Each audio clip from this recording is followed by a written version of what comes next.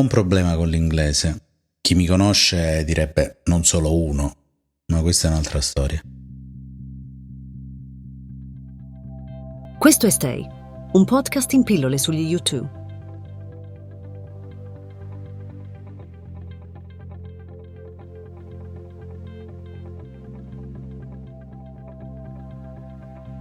Quando ascolto un madrelingua non capisco sempre la differenza tra le affermazioni negative e quelle positive dei verbi modali potere e volere. Quindi, anche quando ascolto le canzoni, succede questa cosa.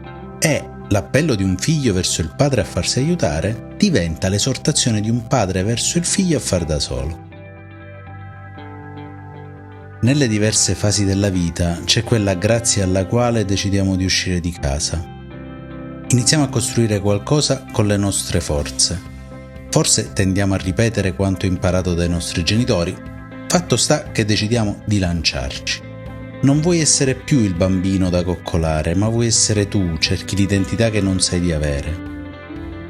Erroneamente pensi che la distanza fisica da quel mondo che ti ha cresciuto sia necessaria per definirti meglio. Ed è stato per questo che una volta laureato e abilitato sono andato via dalla mia famiglia, via dagli amici di una vita, via da quell'isola che fa sorgere tanti sentimenti contrastanti. Mi ribombava in testa la frase «Qualche volta puoi farcela da solo». Un'esortazione a rischiare, a conoscere altre realtà, ad uscire dalla sicurezza della casa che mi aveva aiutato fino a quel momento per abbracciare qualcosa di ignoto. Una frase che un padre dice spesso alle proprie figlie e ai propri figli perché vuole che siano indipendenti. Una frase che magari viene detta nella speranza che neanche quella volta chi hai di fronte ti ascolti.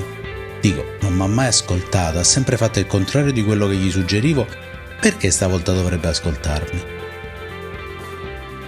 Chi la pronuncia lo sa che non può vivere senza la persona a cui la sta dicendo.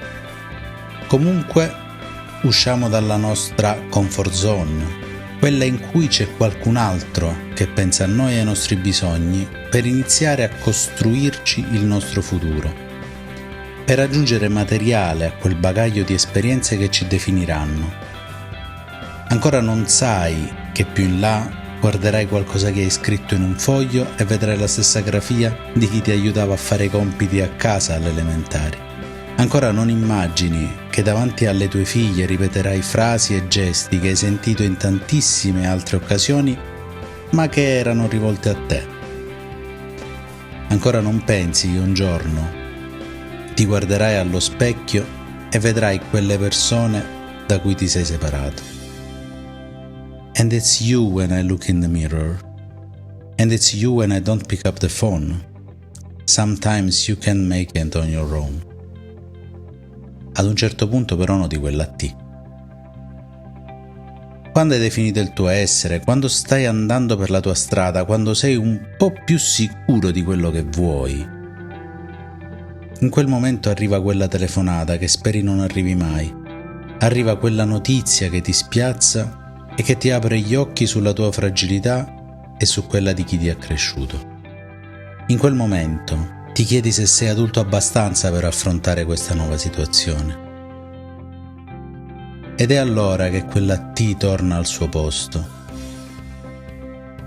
Sono andato a rileggere il testo della canzone dopo parecchi anni e capisco che quella frase non era quella che il padre diceva a Bono per spronarlo all'indipendenza, no. Quella frase la diceva Paul, Bono Vox, a Bob, il padre, e gliela diceva per dirgli: adesso è tempo che sia io ad aiutare te, lasciamelo fare. Questa canzone nasce nel momento peggiore per un figlio che si crede adulto.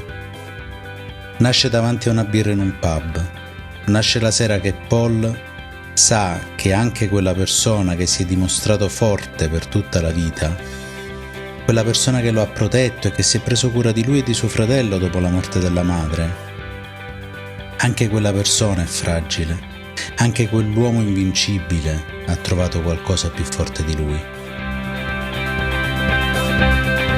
Stay. Ogni domenica alle 13